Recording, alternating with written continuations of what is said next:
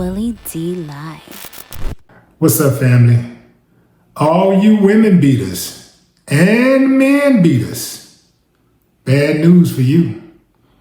Tennessee is set to launch the nation's first public domestic violence offender registry in 2026, aimed at tracking repeat offenders. Yeah, a little nervous, ain't you? Check it out. Tennessee is number 4 in states where men kill women. So we have a domestic violence epidemic. In Crime and Justice tonight, starting January 1st, Tennessee will launch a new domestic violence offender registry, tracking repeat abusers and warning the public. Savannah's Law is named after a Robertson County Sheriff's deputy who was killed by a man with a history of domestic violence. Fox 17 News' Madeline Nolan is joining us with how supporters say this public list could save lives. Yes, Kelly, this law was years in the making, driven by a family's loss, and lawmakers say it closes a very dangerous gap that left repeat offenders hidden in plain sight. Passed without objection and most agreed to stand at this table. The bill known as Savannah's Law creates a public registry for repeat domestic violence offenders after a second conviction. It passed with overwhelming bipartisan support in both the House and Senate back in April. State Representative Sabi Kumar of Springfield sponsored the legislation, naming it after Savannah Puckett, a Robertson County Sheriff's deputy murdered by her partner back in 2022. If there was a registry for such violent offenders, Savannah, being involved with law enforcement, would have checked the matter and a tragedy could have been avoided. Investigators later found her killer had multiple prior domestic violence and stalking convictions, none of which were easy to find at the time.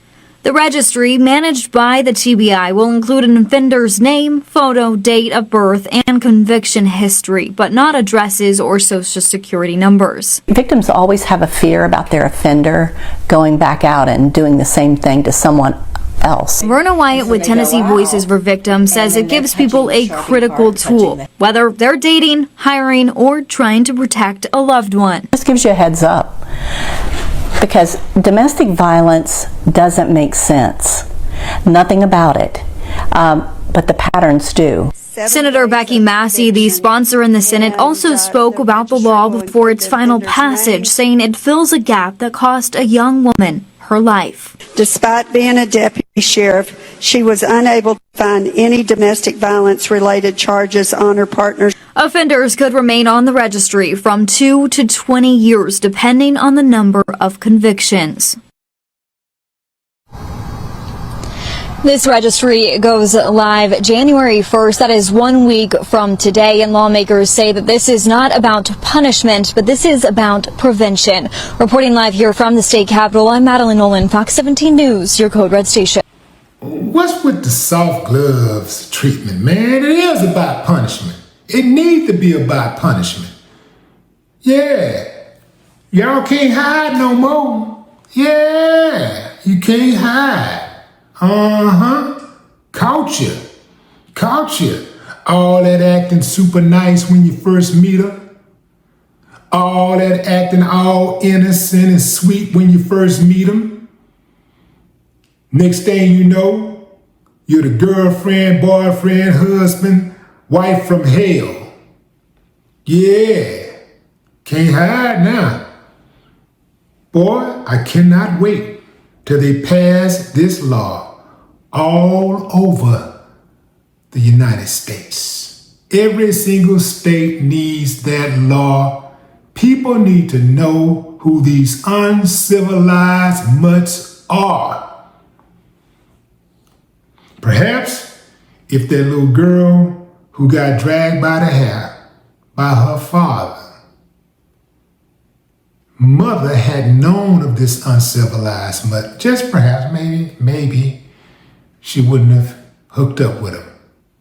Now here's the thing, unfortunately, it ain't gonna deter some women, because some women think that they're special. Some women think, well, he did it to her, maybe she did something to cause him to snap and lose his temper, so she probably deserved it. And plus, that was a while ago, I'm different. I ain't gonna do nothing to trigger him like that. So it ain't gonna happen to me. Family, you know what? I think we're going to be disturbingly surprised at how many women end up on that list.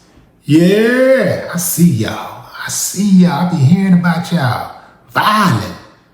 I'm just talking about violent for no reason. Yeah, you can't hide now. You can't hide going around in-laws all innocent and sweet. Yeah, all quiet. Everybody think you so innocent. Get behind closed doors with your man, throwing pots and pans and throwing knives and pulling guns and hitting them with the broomstick. Yeah. Yeah, you can't hide now. Yeah, I can't wait for them to pass the law. Oh, yeah. Yeah, man. They need to put that list on social media. It need to be on all of the blogs. It need to be wherever people gather. We need to be able to click on that list, boom, go straight to their last name, alias, whatever. And here's the deal too, fam. They need to make sure that a person ends up on that list the first time, not the second. See, the second time they do it, it might be too late.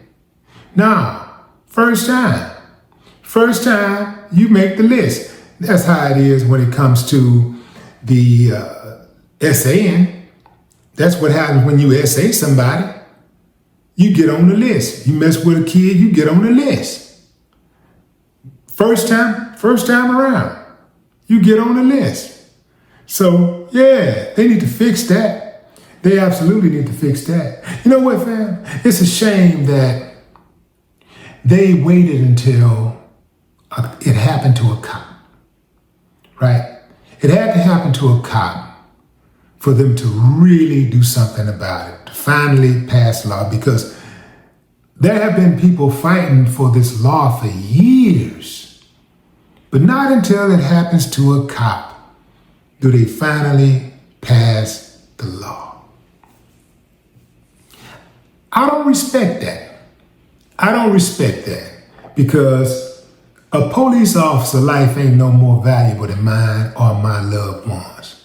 I ain't met one police officer yet where I said, you know what? His life is more important than mine. His life is more valuable than my brother's, my sister, my cousin, you know, my friend, my neighbor. I ain't met a cop like that yet, but they meet them every day. They have that attitude like it's us against them, and when something happened to one of them, it's, oh, it happened to one of our own. They're lining up the streets, saluting. Watch the coroner pass by with the body, all of that stuff. I'm not with that. I'm not with that. This country would be a much better society if we had a sense of urgency to bring justice to any single individual that was harmed or wronged. Point blank, period. If law enforcement had that type of mentality, if the community had that type of mentality, oh man, I think we'd all feel more comfortable, and we'd all feel a lot safer. This is absolutely beautiful, though. Overall, it's still, you know, hey man, whatever it took to make it happen, so be it. So be it. But at the end of the day, it works out. It works out. This needs to be in every single state. Absolutely. This needs to be in every single state. And so now what I want to know is, just like when you're on the SA offender list, what that time look like, you know? Are they gonna stiffen the domestic abuse punishment? What are they gonna do? I'm gonna tell you what they need to do, fam, because it seems like to me, it don't really matter if a person is violent, they're going to be violent. If they are a domestic abuser, they have a record. It's pathological. Some of these dudes will be old men still swinging on women. Some women, old women, swinging on men. You know, it's some domestic abusers out there that are in their 80s and 90s. They'll be on their deathbed yet. Just trying to get one more lick in. Yeah. So my thing is, like, I don't think that punishment alone is the answer. America needs to invest more in mental health. Americans are sick in the head. It's way too many people who are emotionally bankrupt. They have zero coping skills, zero conflict resolution skills. I mean, something don't go their way, somebody say something they don't like, they get rejected and they get violent. That's a much bigger problem than just putting somebody on a registry list. There's a greater solution, let me put it like that. There's a greater solution. There has to be a greater solution because, okay, we're going to put them on a list and just shame them. That's all you're going to do. You're just going to put them on a list and shame them. Just like when it comes to people who mess with kids and underage, all that stuff, the people that end up on those lists, they know that list is out there. It don't stop them from violating kids. It don't stop them from violating people, period. They still gonna do it because that's who they are. People who are abusive, they're still gonna be abusive because that's just who they are. Now, it's good that they're on a list so we can know who they are. That's good. But the best cure is prevention, not medicine, not programs that you put people in the aftermath, not some type of registry. It's prevention. America needs to invest in mental health solutions. That's the answer. And that's the answer all the way across the board. That's not just with SN. That's not just with domestic abuse. That's with violence all across the board. And that's also with just anger. Like, America needs to ramp up their anger management courses. I mean, it should start really in elementary. It should be part of academia in America. It should be part of it, man. It needs to be taught in schools. It needs to be taught at home. It needs to be reinforced in commercials on TV. It needs to be reinforced on the news. Like, it needs to be a way of life because everybody mad. I'll tell you a few other registries I'd like to see. I'd like to see a racist registry. Yeah, fam.